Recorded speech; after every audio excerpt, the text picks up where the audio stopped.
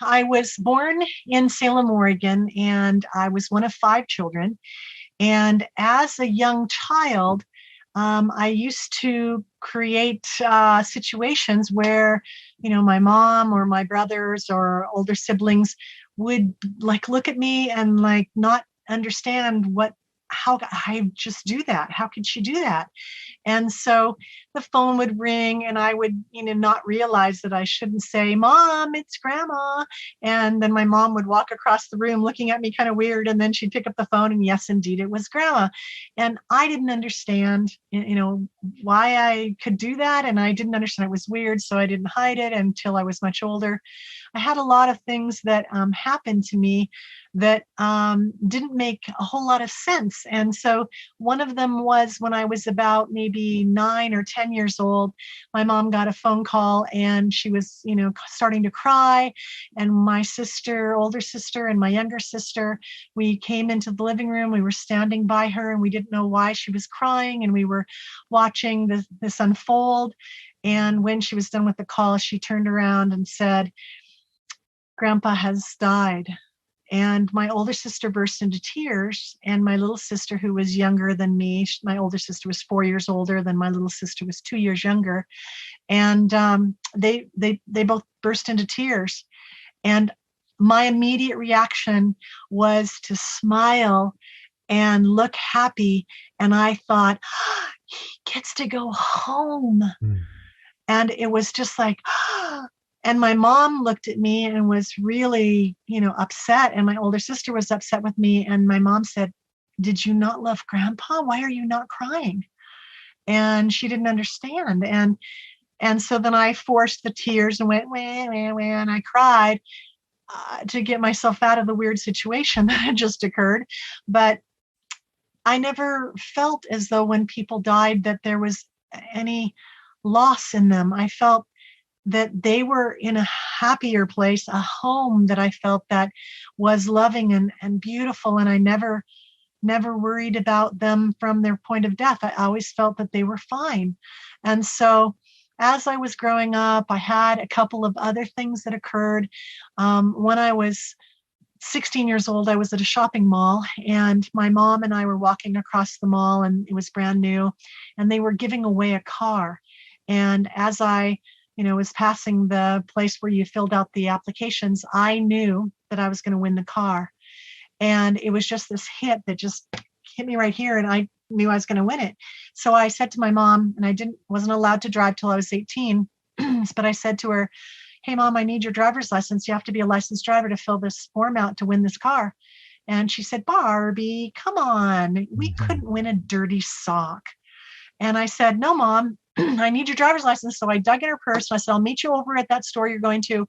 And I stopped and I filled out one little contest piece of paper. And inside this huge giant barrel, I guess there were 60,000 entries. And guess what? They called my mom and my mom won the car. So that was pretty shocking. And the funny thing was that since I couldn't drive, my older brother got it. So unfortunately, I'm always telling him he owes me a car, but I don't think that's going to happen. But other things that happened was one time I used to work as a newspaper photographer at the Salem newspaper, and I was an intern. And I was about 17 years old, and I was riding my bike across the bridge from West Salem, where we lived, over to my work in downtown Salem.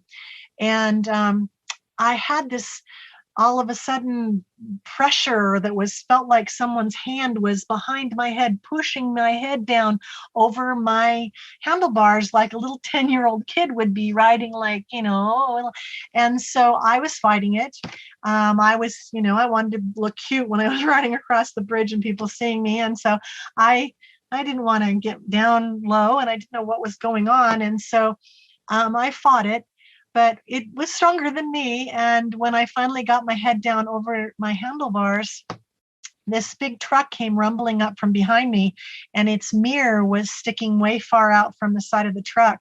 So the mirror literally touched the back of my head and brushed it. And then as it did, the pressure on the back of my head released, and I raised my head and I watched the mirror recede as the truck continued to go by. And I realized at that time that in that moment, it was a flash of, oh my God, if I had been upright, it would have hit me right in the middle of my back, knocked me off my bike and probably into the tires of the truck. Could have been my death. And so I stopped my bike on the bridge, and I was feeling very, amazed by what just happened. And I started to cry, actually, and I started saying to the other side, and I just call it the other side. I believe strongly that there's a God or a creator, spiritual being up there. And I felt like they had just saved my life. And so I just sat there and said thank you over the edge of the bridge, facing the water, tears running down my face, very moved by the experience. And then I finally recovered, wiped the tears away, got on my bike, and went to work. And that evening, I had a boyfriend at that time. He's still a very good friend of mine. And he told me about 2 months ago that he remembers that evening that we had gotten together. I'd ridden my bike up to his house. And he remembers me telling him of that incident and how powerful it was for me. So I didn't know, how really what words to use to explain it, but I did it enough that he remembered it, 50 years later. And so those kind of things kind of didn't add up for me in my life, and I didn't know why they happened, and I didn't know, does everybody get these? And so what ended up happening was I moved down to California. Someone that I met up in Oregon, I fell in love with, and he was doing a construction project on the Oregon coast. And after the project was over, he said to me, if you want to move to Santa Barbara, I own a home down there, and we could get married. And I had known him for maybe about 9 months to a year at that point, and I trusted him enough to leave Oregon and move to California. And I had a son from a previous marriage. I'd had a 3-year marriage when I was 21 to a guy that I knew in high school. And unfortunately, he just didn't want to grow up, I had bought a house when I was 21 years old, brand new home. I had a huge paying job up in Oregon. And he just wanted to kind of play with his friends and not be a dad and not be a husband and not be working. And I kind of said, I don't think this is working for either one of us. And so we had an amicable divorce pretty much. And then this other second person, said, let's move to California. So I went to Santa Barbara, and within a short period of time, I started realizing that he had a real anger issue. And I was kind of trapped in this situation where he would, get mad because of his work, and he would come home in angry mode. And if anything was out of place or I did anything that was not up to his standard, then I got in trouble. And sometimes I was hit, sometimes I was pushed, sometimes I was shoved, sometimes I was kicked, and it was a lot of berating. And he controlled all of the money that I earned, and I was given a stipend for my monthly expenses, which was like not enough. And it was just really this very controlling, very hard situation. And what ended up happening was that about in the 7th year, I think, of the marriage, I had put up with quite a bit, and I cared about him, but I was really afraid to leave him because of his anger issues. I thought that maybe he might actually do something to end my life if I left him. So I was living in this very dangerous situation and had no real support system in California. If I had a girlfriend that I met at work or something, and she came over to my home, once she saw his behaviors toward me, she, would be scared and wouldn't want to come back. And, the friendship would end, and I didn't have support system. So what ended up happening was I ended up having a little baby girl with him. And when she was about 5 months old, he I actually, when she was about 1 month old, I went out, heard him call me from our back patio, and he had a large 2x4 that was propped underneath some bags of cement on our back patio. And he called me over to him, and I said, what are you doing? I had just given birth to the baby a month earlier, and I was still, in the mode of not being very strong yet or anything, because, if you've carried a baby 9 months, you're pretty out of it. And so, he called me over and he pulled on my arm and he pulled me underneath the 2x4. Then he backed away from the 2x4, and the weight of the 2x4 came down on my shoulder and it blew the disc out of my lower back. And I crumpled to the ground in incredible pain, screamed so loud, I could have heard me in China, and was really, really damaged. So the very first doctor that I saw, he told me that I couldn't walk. I wouldn't walk again, that I had damaged this disc, and that the sciatica and the et cetera that was traumatized by it was going to cause me to have permanent pain and permanent issues. So a friend of mine at work said, why don't you see a neurosurgeon instead and take your x-rays and your CAT scans to this one guy here? So I did. And he was kind of cocky when I saw him, and he had the x-rays up on a screen on the wall that was lit up, and he was looking at him and he goes, oh, I can fix this. Well, 31 years old, now by then she was about 3 months along. And then I had my son, who was about, 8 years old or 7 years old at that time. I really wanted to walk, and I really wanted to be okay. And I wanted to, take over my life again. And so he arranged for another doctor and he to do a surgery at a hospital here in Santa Barbara. And I was supposed to check in the night before. So I did. And they had decided to do a myelogram the night before the surgery to check to see if, when the disc blew out, if a piece of it had chipped my spinal cord. Because if I was losing spinal fluid, then that was probably one of the problems that was keeping me from walking. So I went in, they prepped me for the myelogram. It's where they inject iodine dye into your spinal cord. And they have an x-ray machine, and the iodine dye shows up on the machine, and they injected it right here at the back of my neck. So they just numbed the area. They didn't give me any anesthesia or anything else. And they had me laying on my back on this x-ray table that was going to tilt so that my head was going to be raised up and my feet were going to be lowered. And 2 x-ray techs were in the room. 2 guys, and then a woman who I'm assuming was a nurse or support person, and then the neurosurgeon and the orthopedic surgeon. So they injected the dye in. They told me, you must hold completely still, because if you move at all during this process, you could have headaches for months afterwards. So I'm a follow the rules type of person. So I'm holding extremely still, and the table starts tipping. But unfortunately, the x-ray tech that was pushing the button on the table started talking to the other x-ray tech who was at the monitor at the head of the bed, at the head of the x-ray table, and he wasn't watching what he was doing. So he was pushing the wrong button on the x-ray table, and he was lowering my head and raising my feet. He was tipping the table the wrong way. So immediately I started feeling really funny, and I thought, am I supposed to be feeling like this? What is happening? I feel like I'm going to faint. And I didn't want to interrupt them. And I couldn't see the doctor, the 2 doctors. They were leaning against a wall, kind of talking to each other, waiting for the results, for the dye to get far enough down my spine for them to see what was going on down there. And so they weren't paying any attention. And the nurse was over at this table by the door, and I'm not sure what she was doing. So nobody was really watching the table. And I didn't realize that I should say something right away. So I just laid there, and I felt weird and weirder and weirder. And I thought, I'm going to faint. I know I'm going to faint. And by the time that I realized, okay, look, I got to say something to these guys, I couldn't actually speak. So the dye had gone in and changed the pressure inside my brain to have it not be me not being able to speak. And I couldn't raise my hand to touch and reach the guy. So I was feeling extremely panicked in my body that, I can't talk and I can't reach, and what's going on? And then I started hyperventilating, and that's what caused the two X-ray techs to hear me.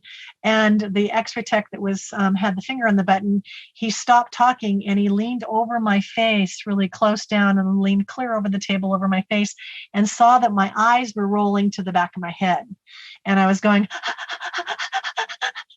And so then he leaned back and looked to where his thumb was on the table, and when he did that, he just made this face like. And then once he did that, my eyes shut in my body, and the next second, I was up on the ceiling above my body. I'd never heard of a near-death experience in my entire life. I'd never meditated. I didn't know about anything like that, and that wasn't who I was. And so I literally had no idea why I was up above my body looking straight down at my body. So I said up there, if I'm up here and my body is down there and he's calling code blue, because the X-ray tech started calling code blue one minute that I, left. And I said, well, I think I must be dead. But there wasn't any panic up there. It felt like I was wrapped in this absolutely warm, loving blanket of coziness. And I felt just perfectly fine up there. All the panic had been left down there. And so I watched as they started chest compressions, and the other X-ray tech started blowing into my mouth and doing mouth to mouth.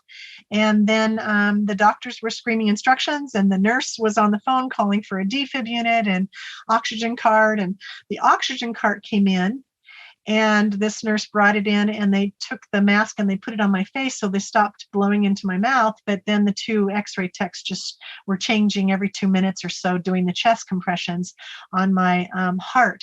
And so the doctors were, calling out orders. They weren't really interacting with me, but they were just calling out orders, and everybody else. And this guy came in the room, and he had this box, and up on the ceiling, I was completely calm watching everything that was happening down below. And I felt this amazing presence that was next to me. Immediately, the second I got up on the ceiling, I felt this presence. And it felt like someone I had known my whole life, and someone I had felt close to even beyond my life. So before I even came here. And so for me, that presence would be called God. And anybody can call it any way they want to. I don't think God really cares. But I just felt as though that was God. And so I started saying to him very calmly, I really would like to go back into my life.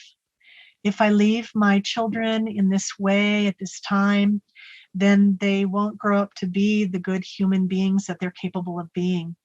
With the situation that they would be left in, they aren't going to have protection. And I need to go back to be their protector. And please let me go back. And so there wasn't any, I need to go back. There wasn't any of that at all. Zero. It was just simply, I know that I need to go back and I need to be there for them. So I said that about 4 times up on the ceiling as they were doing all the things down below. And the guy that brought in the box, he had gone around by the end of the table where my feet were, and gone between the table and the wall, and there was a ledge, and he put this box on this ledge, and then he was peeling these white things, and he was putting them onto these sticker things onto my chest. And I actually had never seen a heart monitor before, and I wasn't a TV person. I've never really have been since childhood, and so I didn't know what he was doing. And I was watching him, so I said to the being, what is that? I understand everybody else what is he doing? I don't understand. And when I said that, I was moved from up on the ceiling right above my body to right down in front of the box, so that I had this visual of this box right in front of me. And I watched as his hand went between me and the box. So I watched his hand go right in front of me, and he flicked this toggle switch, the guy who'd had brought the box in, and this little area at the top of the box was a green glass screen, and there was this little dot that lit up, and this monotone sound started emitting from the machine, and it was going beep. And so I was watching the little green dot go across the screen and travel in a straight line across the screen, and I didn't know what it was. And then it started again, and it went back, and it started again, and it went across the screen a second time, and I still didn't know what it was. And the third time it started to go across the screen. I don't know if I got planted the information or I just figured it out on my own, but I said, oh, that's a heart monitor. It's supposed to be going up and down. And when I said that in my, not, I wasn't in my body, I just said it in my head. Then I was moved back up on the ceiling again, like, okay, well, she got what she asked for. She, asked why that guy was doing that, and she got the answer. Now she's back up against the ceiling with me again. So then the neurosurgeon said, they were standing back away from the table, and he said, too much time has passed. She's going to be brain dead. We need to do something. And the orthopedic surgeon said, stand clear. And all the people that were around the table stepped back, and he stepped 2 steps forward, took his fist from behind his back, arced it over his head like this, and he just came down with a bam on the middle of my chest. Well, I didn't feel it. I was out of my body. I was up on the ceiling. I watched my body react to that, because your body, when you're hit that hard, kind of goes like this and kind of jerks because all your muscles are still alive.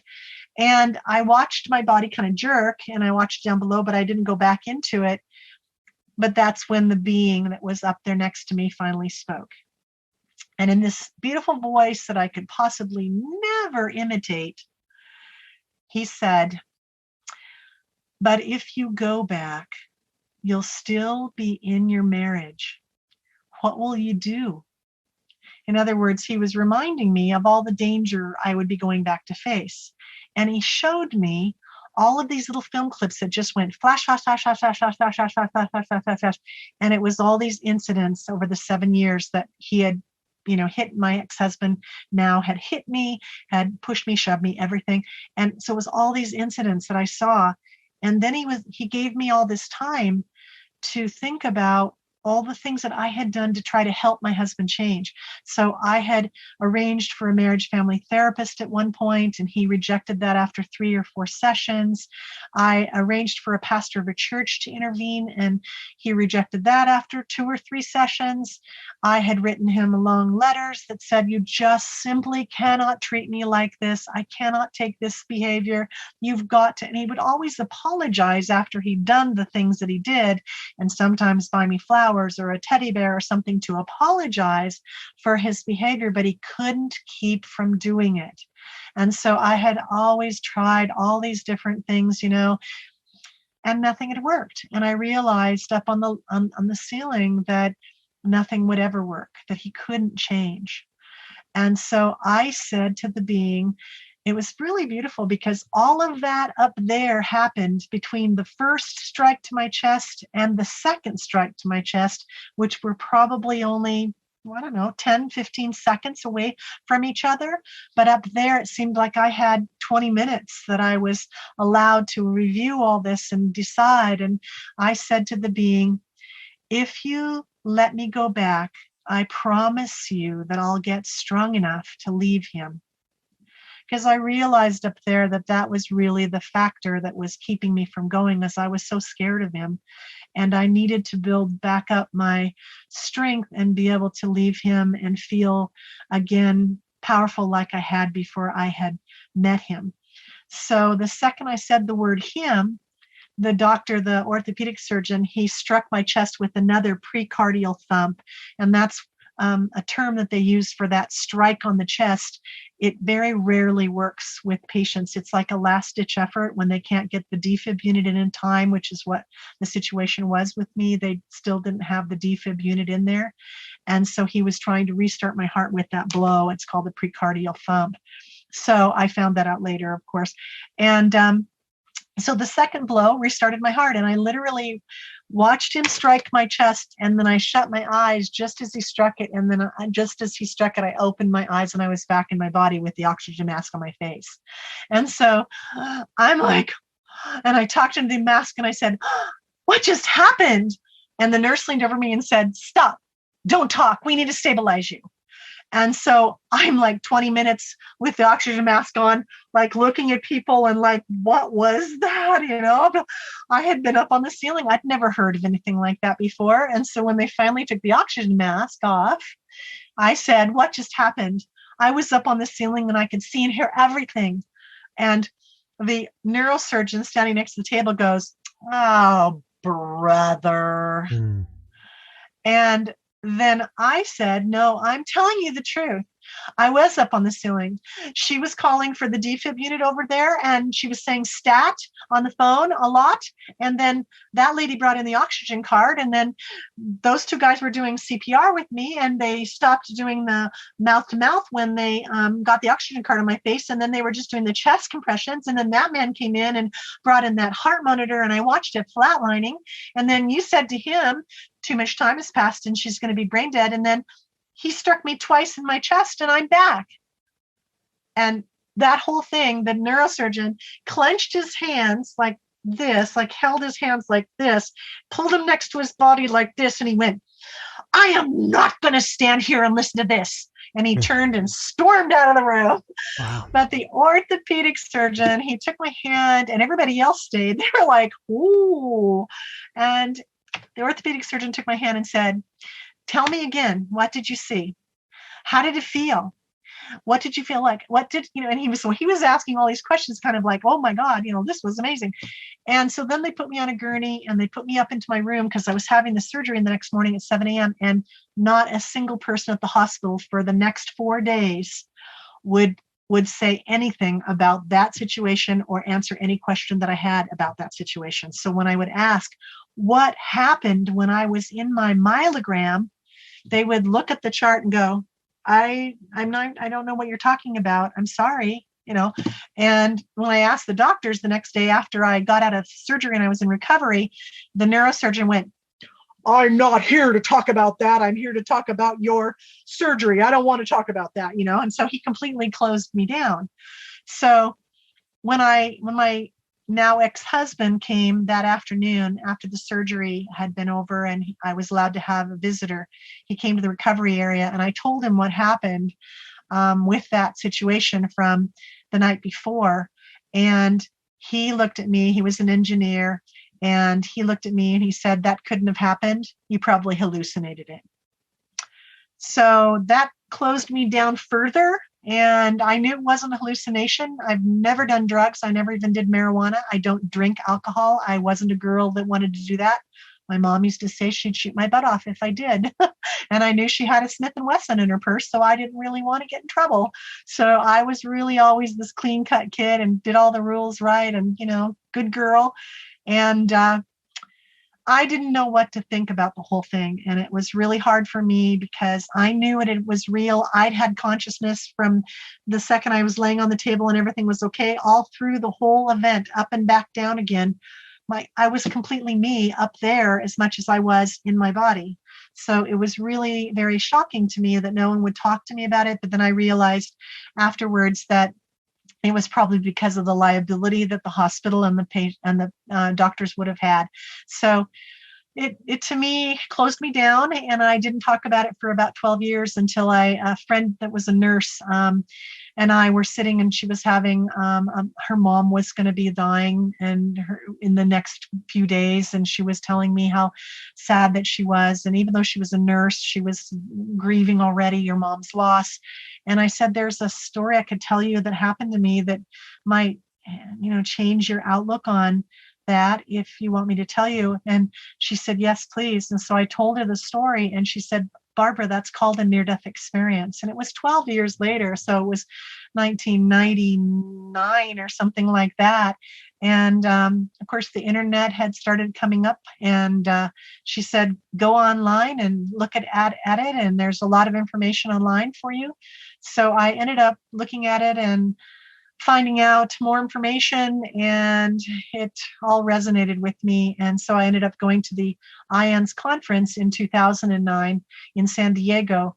And in 2011, I opened my IANDS group here in Santa Barbara to start helping other people to assimilate it into their lives and also give the gift away to people who have fear of death and maybe are facing death and need to know more of what they're going to be going through and how it isn't hard, it isn't terrible. Maybe the pain beforehand would be traumatic, but the actual death process itself is really quite beautiful. So that's what I've been doing for, I don't know, 11 years now with my IANDS group. And that's how my NDE unfolded.